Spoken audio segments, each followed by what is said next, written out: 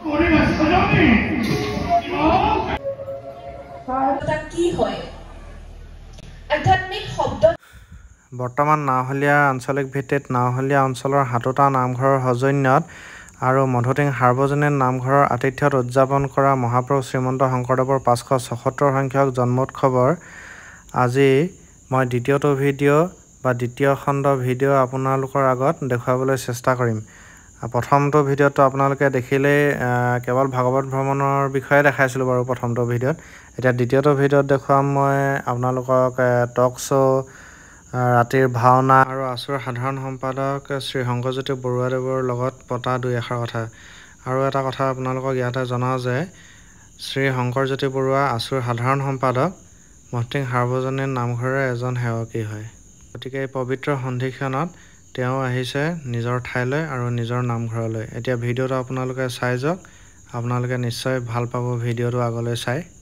এই যুগটোত যে তেওঁলোকে বৰ্তাই ৰাখিব পাৰে বা প্ৰতিযোগিতাৰ ক্ষেত্ৰখনত তেওঁলোকে আগুৱাই যাবলৈ যে চেষ্টা কৰিছে আৰু এই ধৰণে যে আগবাঢ়ি ওলাই আহিছে আচলতে সেইটোহে প্ৰশংসাৰ যোগ্য।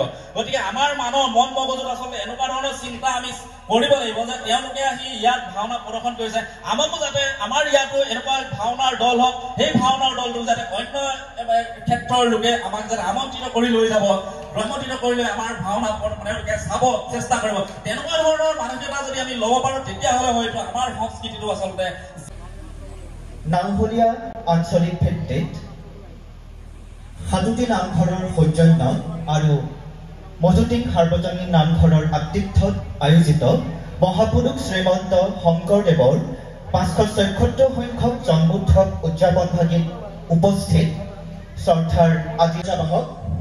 আৰু এই যুৱ সমাজে সমাজখন এটা গতিত লৈ যায়, সমাজখনক এক নতুন গতিলৈ লৈ যায় আৰু এই যুৱ সমাজে প্ৰগতিশীল চিন্তাৰে সমাজখনক আগুৱাই লৈ যায়। যুৱ সমাজৰ ওপৰতে নিৰ্ভৰ কৰে আমাৰ ভৱিষ্যতৰ নিকা এখন সমাজ। তাৰ ওপৰত ভিত্তি কৰি আমি প্ৰতিষ্ঠা কৰিবৰ কাৰণে মই ভাবোঁ আমি কোনো অসমীয়া এতিয়া শক্তিশালী বা আমি কোনো অসমীয়া এতিয়া চেষ্টা কৰা অনুচিত। কি গুৰুজনে ইতিমধ্যে কৈছে বিশ্ব দৰবাৰত, কেৱল তেখেতৰ কাম কাজবিলাক আদৰ্শবিলাক যদি আমি অনুধাৱন কৰিব পাৰোঁ, তেখেতৰ সৃষ্টিৰাজি কৰ্মৰাজিৰে যদি আমি আগবাঢ়ি যাব পাৰোঁ। ভাৰতী বৰাই বাৰেঘৰ নামঘৰৰ প্ৰতিনিধি হিচাপে এই অনুষ্ঠানত অংশগ্ৰহণ কৰিবলৈ আহিছোঁ। প্ৰথমেই মই এই অনুষ্ঠানৰ সঞ্চালক মহোদয়ক নমস্কাৰ আৰু সেৱা জনাইছোঁ। লগতে এই মঞ্চত উপবিষ্ট হাতোভাগী নামঘৰৰ ভকত বৈষ্ণৱ আইসকল আৰু এই অনুষ্ঠানত অংশগ্ৰহণ কৰা প্ৰতিনিধিসকলক মোৰ মৰম আৰু সেৱা জনাইছোঁ। আজি আমি অনুষ্ঠানৰ অংশগ্ৰহণ কৰি গৌৰৱ অনুভৱ কৰিব পাৰিছোঁ যে আমাৰ দুদিনীয়া কাৰ্যসূচীয়ে অনুষ্ঠিত কৰা হৈছে। খুব ধুনীয়া এটা পৰিৱেশত আমি এই দুদিন অতিবাহিত কৰিলোঁ। এই নামঘৰ পৰিৱেশ যিটো সকলোৱে ইমান সুন্দৰকৈ আমাৰ যিসকল ভকত বুলি কোৱা হয়, আচলতে মই ভাবি থকা কথাকেইটা কওঁ কেনেকৈ বা কওঁ নে নকওঁ, কি হয় আধ্যাত্মিক শব্দটোতে আচলতে আত্মা শব্দটো সোমাই আছে। আৰু একেবাৰে সহজ অৰ্থত ক'বলৈ গ'লে ভৌতিকতাৰ বাহিৰত অনুভৱ কৰি নিজৰ নাওহলীয়া আঞ্চলিকৰ হাতোটা নামঘৰ সৌজন্যত পতা শ্ৰী শ্ৰী মহাপুৰুষ শংকৰদেৱৰ 577 সংখ্যৰ জন্মবাৰ্ষিকীত আজি আমাৰ ইয়াত উপস্থিত আছে আমাৰ আছুৰ সাধাৰণ সম্পাদক শ্ৰী শংকৰজ্যোতি বৰুৱা আৰু লগতে আছে ভাইটি তীৰ্থ চেতিয়া। এতিয়া শংকৰজ্যোতি বৰুৱা যিহেতু নেকি আমাৰ ইয়াৰে স্থানীয় হয় আৰু এজন যথেষ্ট সন্মানীয় ব্যক্তি, তেওঁক এতিয়া দুআষাৰ ক'বলৈ মই অনুৰোধ জনাইছোঁ। বৃহত্তৰ নাওহলীয়া অঞ্চলৰ সাতোটি নামঘৰে একত্ৰিত হৈ অসমীয়াৰ শ্ৰেষ্ঠ যিজনা গুৰু বা শ্ৰেষ্ঠ অসমীয়া বুলি আমি যাক কওঁ শ্ৰীমন্ত শংকৰদেৱৰ জন্মোৎসৱ ভাগ আয়োজন কৰে। আৰু এইবাৰ মধুটিং সাৰ্বজনীন নামঘৰে আয়োজন কৰাৰ সুবিধা লাভ কৰিছে। আমি এই নামঘৰৰে সেৱক, গতিকে উলহ মালহেৰে যথেষ্ট আমি এই জন্মোৎসৱ আয়োজন কৰিছোঁ। আশা ৰাখিছোঁ সকলো ৰাইজে সহযোগিতা আগবঢ়াব। দিহানাম, বৰগীতকে আদি কৰি বিভিন্ন প্ৰতিযোগিতা অনুষ্ঠিত হৈ গৈছে। আজি মুকলি সভাত কেইবাগৰাকীও বিশিষ্ট অতিথিয়ে অংশগ্ৰহণ কৰিব। সন্ধিয়ালৈ গুৰুজনাৰ অপূৰ্ব সৃষ্টি ভাওনা সংস্কৃতি ইয়াত প্ৰদৰ্শন কৰা হ'ব। গতিকে আমি সকলোকে আমন্ত্ৰণ জনাইছোঁ। আৰু এই সাতভাগী নামঘৰে একত্ৰিত হৈ গাঁৱৰ ৰাইজে একত্ৰিত হৈ যি জন্মোৎসৱ ভাগি আয়োজন কৰি আহিছে, ইয়াত আগলৈ যাতে এইদৰে একত্ৰিত হৈ সমিল মিলেৰে জাতি ধৰ্ম বৰ্ণ নিৰ্বিশেষে সকলোৱে যাতে অসমীয়া জাতিৰ এই শ্ৰেষ্ঠ গুৰুজনাক আমি সন্মান জনাব পাৰোঁ, স্মৰণ কৰিব পাৰোঁ, তাৰ কাৰণে যাতে আমি কাম কাজ কৰিব পাৰোঁ, তাকে আমি নৱপ্ৰজন্মলৈ আহ্বান জনাইছোঁ। জয় গুৰু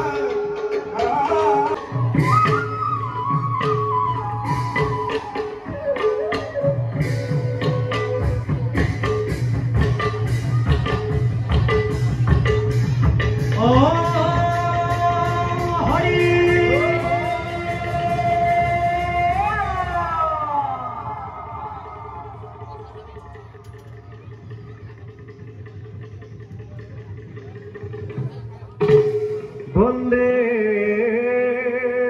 শম্ভু মহেশ্বৰ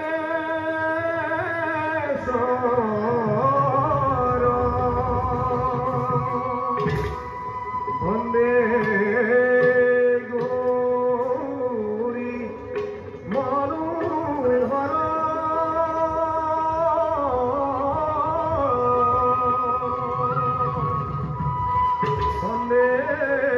হৰ বৰ ভৰ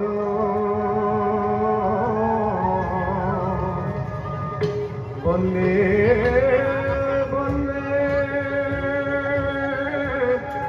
লোক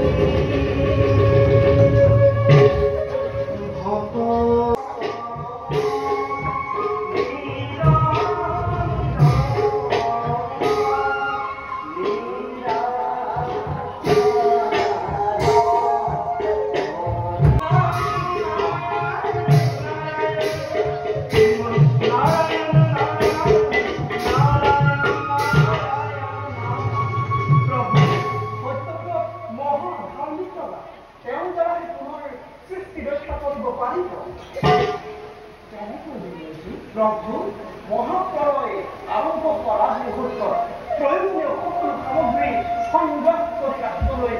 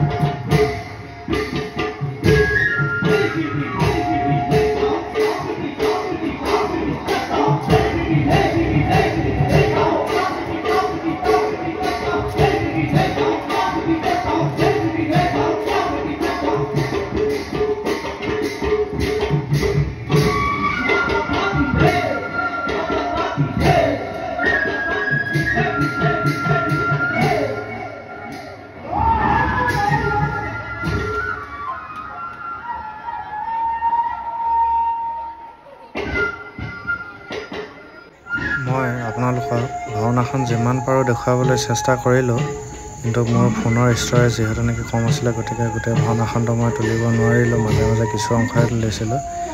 এতিয়া আপোনালোকে ভিডিঅ'টো চাই কেনে পালে জনাব। যদি ভাল পালে লাইক, শ্বেয়াৰ আৰু কমেণ্ট কৰিব আৰু ছাবস্ক্ৰাইব কৰিবলৈ নাপাহৰিব। আপোনালোকৰ উদগনিতেই মই আৰু আগলৈ নতুন নতুন ভিডিঅ' দি যাব পাৰিম।